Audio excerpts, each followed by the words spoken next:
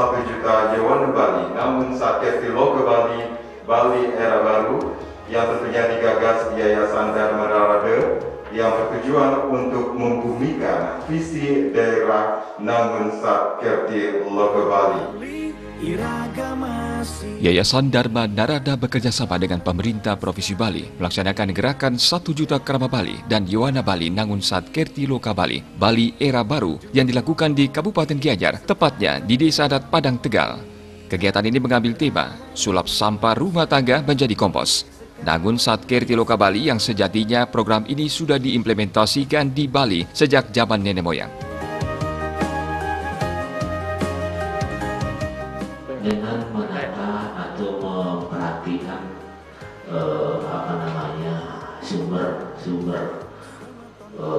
hayati yang ada di lingkungan, dengan menata mengelola persampahan di Padang Tegal, ini menjadi salah satu tujuan yang memang sejak awal dari tim Bata Pelemahan secara general mensosialisasikan untuk bisa kita menata dengan baik. Nah, sehingga kita mendirikan yang namanya rumah kompos Padang Tegal sebagai tempat pengelolaan limbah atau bahan daur ulang secara berkesinambungan. Karena ini penting, berkesinambungan dan bermanfaat terhadap lingkungan itu adalah sangat penting. Karena tidak jarang orang cuman ingin bersih di tempatnya, tapi limbah atau bahan daur ulang itu dipindahkan ke tempat lain. Ini sebenarnya yang terjadi di Bali. Jadi masyarakat berlomba-lomba untuk membuat lingkungan yang bersih, tapi bahan daur ulang ini dipindahkan ke tempat lain, ke TPA atau ke tempat lain yang disediakan oleh pemerintah.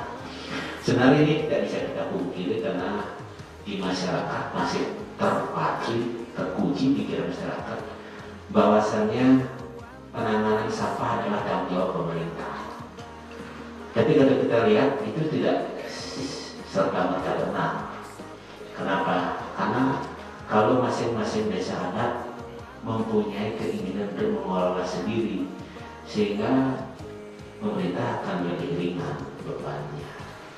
Dan juga bahan daur ulang, bahan organik itu sangat bermanfaat bagi tanah yang ada di lingkungan desa adat itu sendiri.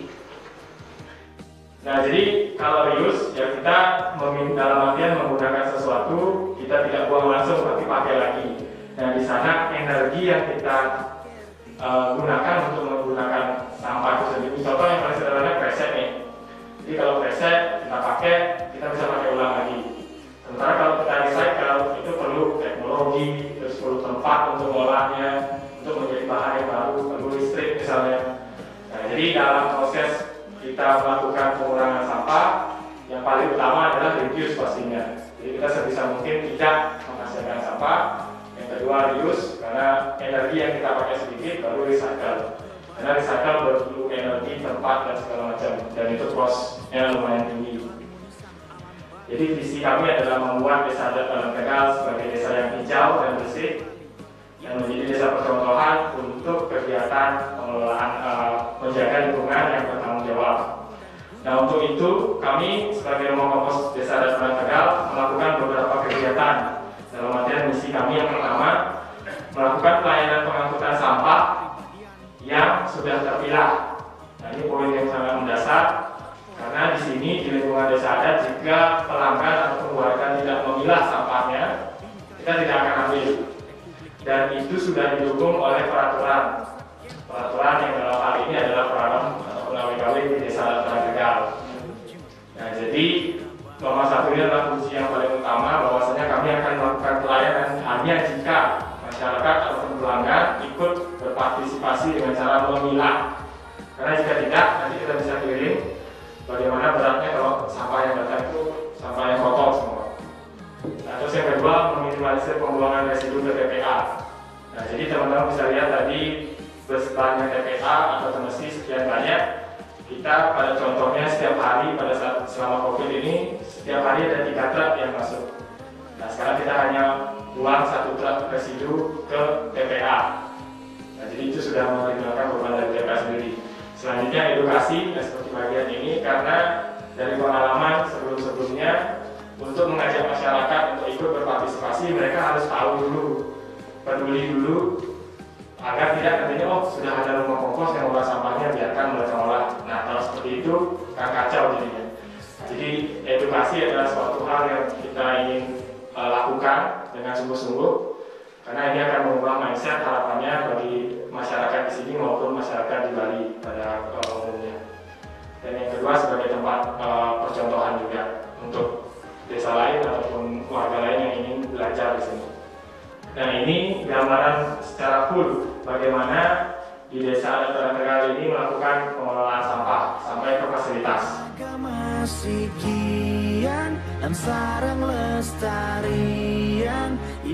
Terkait dengan Nangun Satkerti di Padang Tegal sudah dilakukan sejak dulu. Momen ini penting untuk pemerintah dalam mengimplementasikan Nangun Satkerti Loka Bali. Wujud implementasi Nangun Satkerti Loka Bali di Desa Adat Padang Tegal yaitu dengan menjaga hutan kota. Hutan Padang Tegal merupakan wujud partisipasi untuk menyiapkan oksigen untuk masyarakat.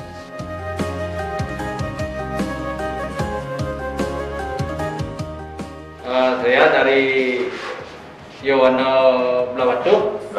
Namanya Nama Wayanetong Sanjaya Wikrama. Pertama saya ingin menanyakan terkait berapa sih yang dihabiskan, dana yang dihabiskan untuk membangun rumah kompos ini tanpa adanya ruang fasilitas ini, cuma pengolahan dan operasionalnya. Terus bagaimana perjalanan untuk menyusun paralel terkait pemilahan sampah tersebut? Baik itu aja. Baik. Mungkin ada lagi sebelum dijawab oleh Deva. Silakan. Ini ya, silakan. Boleh dengan nama dari mana? Saya Dewa dari Gianyar. Saya cukup tertarik dan inspiratif terhadap desa Pekraman ini. Kenapa? Karena sampah itu memang masalah besar kita semua. Yang jadi itulah yang ada di pikiran saya itu bagaimana mengolah sampah dari hal yang ekonomis, termasuk tadi kompos.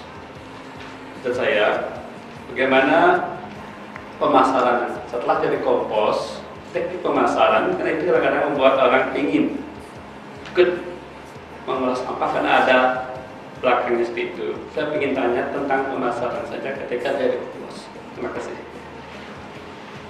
Baik. Bagaimana? Lagi satu? Mungkin ada? Iya. Wah, ini ada Yohana. Putri. Baik, perkenalkan, nama saya Dewi Mutiara Indrani dari Kecamatan Suwadi. Ingin bertanya, kan tadi dijelaskan misi yang pertama itu tidak mau menerima sampah kalau belum dipilah.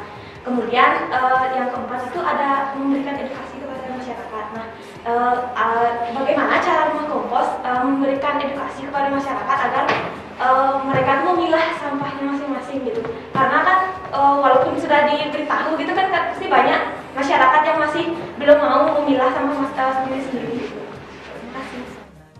Nah terkait untuk tapi masalah operasional dan segala macam itu sangat bergantung nantinya dari berapa jumlah kakak yang akan dilayani. Nah terus berapa sampah yang dihasilkan setiap harinya dan seberapa banyak yang ingin diolah. Nah jadi variasinya akan sangat beragam di sana, termasuk dari dana yang diperlukan untuk membangun fasilitas. Nah jadi yang kasih referensi mungkin ada desa di desa di Badung, itu mereka membuat fasilitas yang lebih sederhana karena sesuai dengan kakak yang mereka nanti usaha layani, itu sekitar dana yang diperlukan 400 juta untuk fasilitas yang ada. Dengan dana operasional setiap bulannya itu mencapai 5-10 juta. Nah kalau di rumah kompos Padang Tegal sendiri pada saat kami yang sekarang ini itu kita untuk dana operasional itu bisa mencapai 50 juta, 50-56 juta per bulan dana operasionalnya, besar gitu. Nah jadi kenapa hal itu adalah balik lagi kegiatan kita di sini apa sih? Nah mungkin pada saat referensinya yang bilang di Bandung 5 juta per bulan karena mereka melakukan pengangkutan sampah seminggu 2 kali. Jadi non organiknya seminggu sekali, non organiknya seminggu 2 kali. Tapi kita di sini melakukan pengangkutan organik setiap hari. Tetap tadi dari profil yang kita sampaikan itu jam 3 pagi. Jadi itu akan beranjak kepada kos yang ada di lapangan.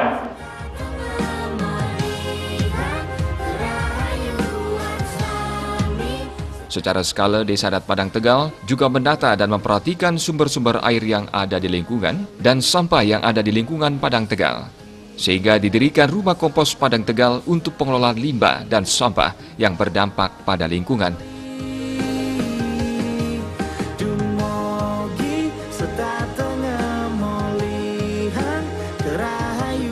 Sampah tidak hanya menjadi tanggung jawab pemerintah. Apabila desa adat bisa mengolah sampah, maka ini akan berdampak besar untuk lingkungan, mengingat kompos juga sangat bermanfaat.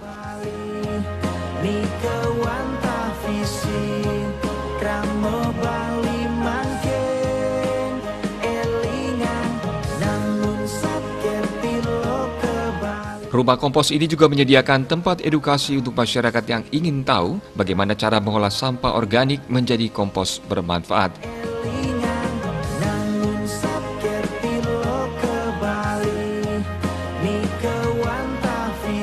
Ancaman sampah dari perkembangan pariwisata tidak bisa dihindari, sebab itu pihaknya berupaya mengambil langkah penanganan sampah dengan melibatkan seluruh kerabat desa adat untuk memilah sampah di rumah masing-masing. Bahkan upaya ini diperkuat dengan perarem yang sudah disahkan sejak 2015 lalu.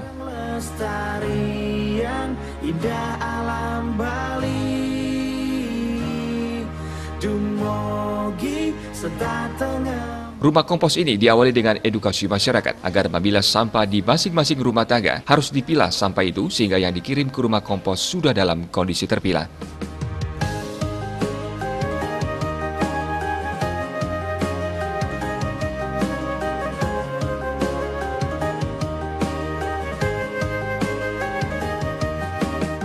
Ada beberapa hal yang sudah kita lakukan terkait dengan program pemerintah Nangun Sadkerteh Loka Bali, yang mana implementasi inti yang kami lakukan adalah di bidang lingkungan, ya, lingkungan yang sejatinya sudah kami lakukan sejak tahun 2012, terutama penataan lingkungan terkait dengan kebersihan lingkungan, penataan persampahan, itu yang menjadi momok sebenarnya di Desa Adat Padang Tegal, mengingat kami berada di daerah pariwisata, sehingga concern kami di bidang lingkungan adalah menata bagaimana bisa kita memanfaatkan bahan-bahan organik dan non-organik sesuai dengan fungsi, sehingga kita membentuklah Rumah Kompos Padang Tegal.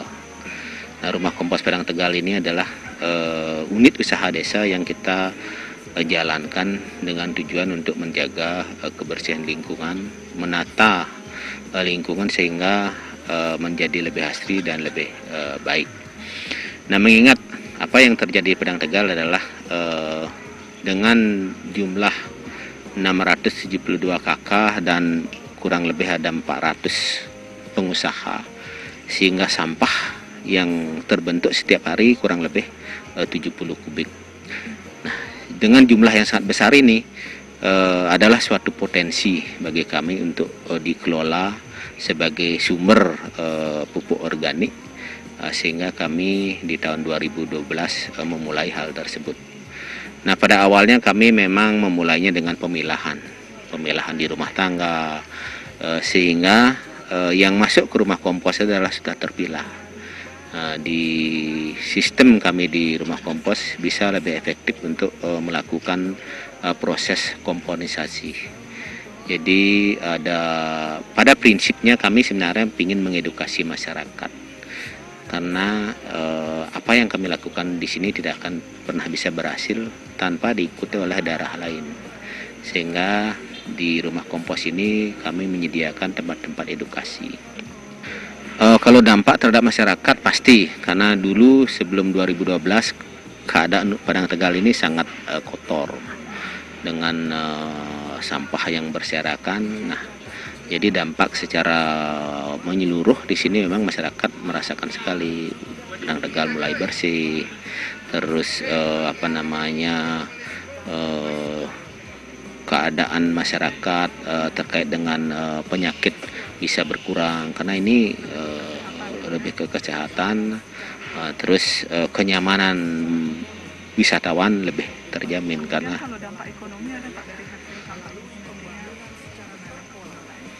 kalau ekonomi dari penataan sampah ini memang karena kita kelola secara profesional, untuk jangka panjang pasti akan bermanfaat, karena pupuk kompos pun kita bisa jual dan bermanfaat.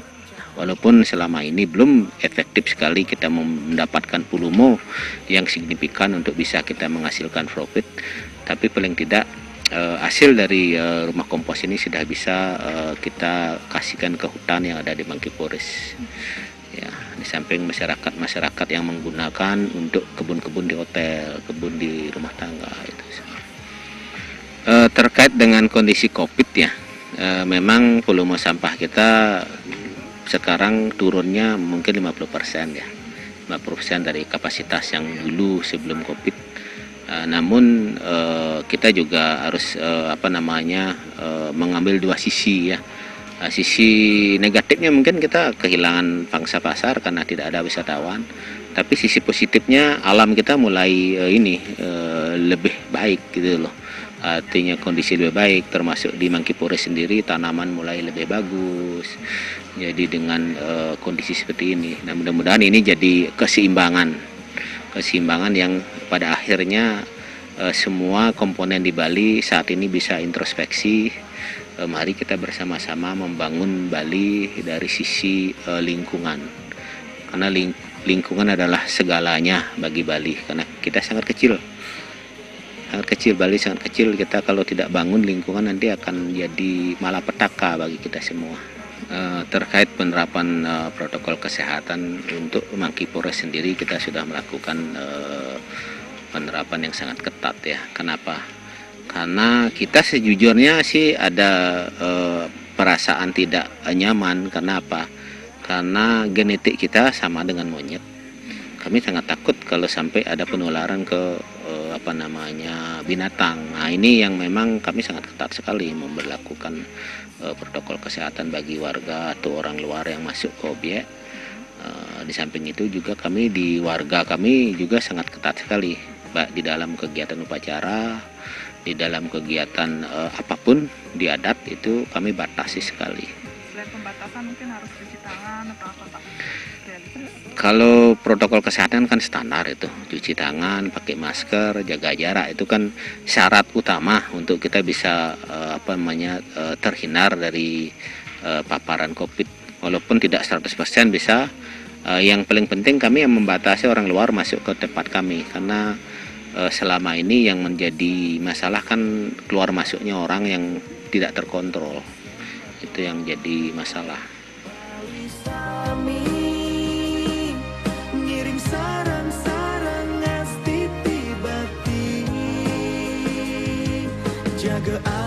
Terobosan membangun rumah kompos di atas lahan seluas 40 are ini terbilang berani.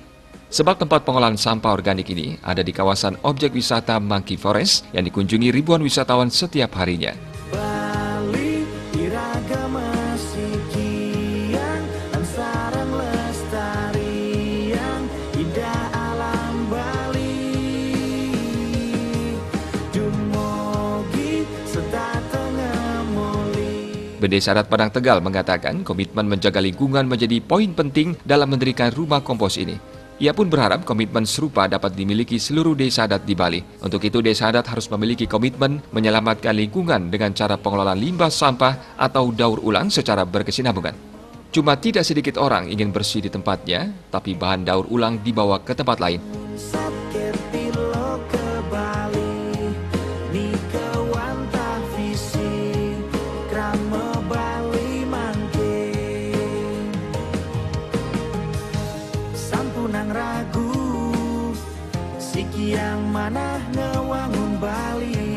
Sementara itu, manajer rumah kompos Padang Tegal, Idewa Gede Satya Deva menjelaskan, di rumah kompos tersebut menampung sampah organik yang diambil oleh petugas di kawasan Desa Adat Padang Tegal. Pengambil sampah organik ini dilakukan setiap hari. Namun, petugas hanya akan mengambil sampah organik yang sudah dipilah. Sesuai peraturan, kalau tidak dipilah, maka tidak akan diambil oleh petugas. Jadi bisa dibayangkan terganggunya warga bila satu hari saja sampah tidak diambil karena tidak dipilah. Jaga alam Bali, manda suci. Ditambahkan dalam pengolahan sampah ini, pihaknya mempekerjakan 40 orang. Dari puluhan petugas itu ada yang bertugas mengangkut sampah non-organik mulai pukul 20 hingga pukul 00 WITA.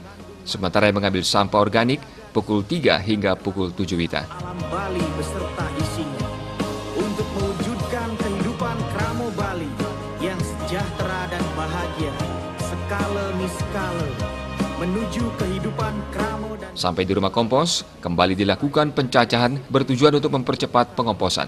Dikatakan, sampah organik yang sudah diproses di rumah kompos selanjutnya akan disimpan pada bak penampungan. Di rumah kompos itu sendiri, terdapat 57 bak pengolahan sampah organik menjadi kompos. Sedangkan sampah yang non-organik juga dilakukan pemilahan, mana yang bisa didaur ulang, mana yang tidak. Sementara yang tidak bisa didaur ulang akan dibawa ke TPA. Melalui upaya ini, volume sampah yang dibawa ke TPA akan menjadi lebih sedikit. Menuju Bali era baru.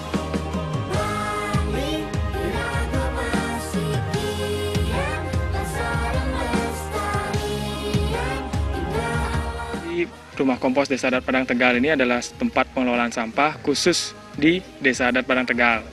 Jadi setiap harinya kita mengolah sampah yang memang hanya datang dari warga yang ada di Desa Adat Padang Tegal dan usaha, baik itu hotel, restoran maupun sampai ke adshop. Nah itu setiap harinya kita ada 2 sampah yang datang, yaitu adalah sampah organik dan non-organik. Jadi pemilahan ini adalah tanggung jawab dari masyarakat ataupun pelanggan sejak di awal mereka menghasilkan sampah. Dan setelah itu baru kita melakukan pengangkutan. Nah dari rumah kompos sendiri pengangkutan itu ada 2, yaitu pengangkutan organik yang kita laksanakan di pagi hari sekitar jam 3 pagi sampai jam 7 pagi. Setelah itu melakukan pengolahan organik seperti yang ada pengolahan kompos dan sebagainya. Sementara yang non-organik kita laksanakan jam 7 malam. Jadi sekitar jam 7 malam sampai jam 12 malam. Setelah itu petugas datang ke fasilitas melakukan pemilahan selanjutnya. Jadi itu mekanisme kita. Sisa dari yang kita tidak bisa olah kita masih kirimkan ke TPA. Jadi untuk saat ini kita sehari-hari itu sekitar ada 3 truk atau berat dengan berat sekitar 10 sampai 10 ton per hari. Dan itu kita olah dan sisanya kita kirimkan 1 truk ke Temesi. Jadi yang kita kirimkan ke TPA itu yang benar sudah tidak bisa diolah di fasilitas ini. Jadi kita bisa dalam artian mengurangi 2 dari 3 kita bisa olah di dalam fasilitas atau sekitar 6 sampai 8 ton per harinya. Nah terus untuk dalam artian keberlanjutannya, jadi selain petugas yang ada di sini, kita melakukan juga pengolahan lahan yang ada di desa. Jadi sebagai fasilitas pengolahan sampah, kita juga berinovasi bagaimana agar pemasukan itu tidak hanya datang dari retribusi, karena itu kan memberatkan pelanggan. Jadi kita minta partisipasi mereka untuk memilah sebaik-baiknya, makin lama makin baik. Tapi dari kita ingin bagaimana agar rumah kompos ini tetap bisa berjalan dan bisa menggaji paling tidak dengan baik petugas yang ada di sini. Jadi kita mendapatkan kesempatan untuk juga mengolah tanah desa dengan juga menerapkan sistem yang organik istilahnya atau sistem yang ramah lingkungan. Jadi visi dari desa bahwasanya desa menjadi percontohan dan rumah kompos menjadi percontohan untuk lingkungan yang baik itu jadi satu. Jadi mulai dari pengolahannya, lalu hasilnya kemana kita pakai sebagai pupuk organik di lahan desa. Tapi prosesnya pun itu butuh lama karena lahan-lahan kan biasanya misalnya lahan pertanian itu sudah pakai bahan-bahan konvensional atau pupuk kimia. Jadi perlu waktu untuk konversinya itu. Tapi kita bergerak ke sana. Pak, sampahnya sendiri apakah asli dari Padang Tegal, apa dari luar, terus kemudian hasilnya itu dijual keluar apa untuk Padang Tegal aja? Ya. Nah jadi untuk sampahnya itu murni dari Desa Adat Padang Tegal, dari wilayah Desa Adat Mantan. Dari luar apa ada? Dari luar tidak ada, karena kita di satu sisi memang kapasitasnya, itu kapasitas yang Anda bisa mengolah di Desa Adat Padang Tegal. Karena juga desa sendiri, Desa Padang Tegal sendiri profilnya berbeda, seperti banyak usaha, terus desa dan jumlah sampah perharinya juga banyak dibandingkan dengan desa lain. Nah, jadi untuk hasilnya, jadi hasil organiknya kita olah jadi kompos, itu kita pasarkan untuk warga desa dan juga untuk orang di luar Desa Adat Padang Tegal. Nah, jadi yang kita sudah lakukan yaitu warga bisa beli ke sini itu dalam jumlah yang relatif kecil, dalam artian satu kampil. Tapi kalau misalnya warga luar, misalnya hotel ataupun perkebunan, itu bisa beli dalam jumlah yang lebih besar, dalam kubikan, seperti ini. Kalau hasilnya apa, untung apa rugi? Kalau dari hasilnya, dalam artian untuk fasilitas ini kita bisa beroperasi. Jadi untuk profit, seperti yang sudah disampaikan bahwasanya kita bukan profit oriented, tapi value-nya ada di bagaimana kita menjaga kelestarian lingkungan. Mungkin ke depannya adalah nanti akan ada sistem bagaimana cara menilai bagaimana suatu institusi dapat menjaga lingkungan menjadi uang. Tapi mungkin sekarang belum.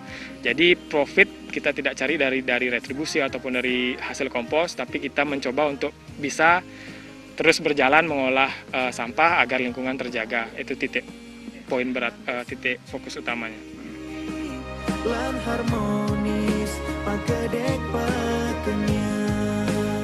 Desa Adat Padang Tegal sangat concern di bidang lingkungan karena alam adalah segalanya.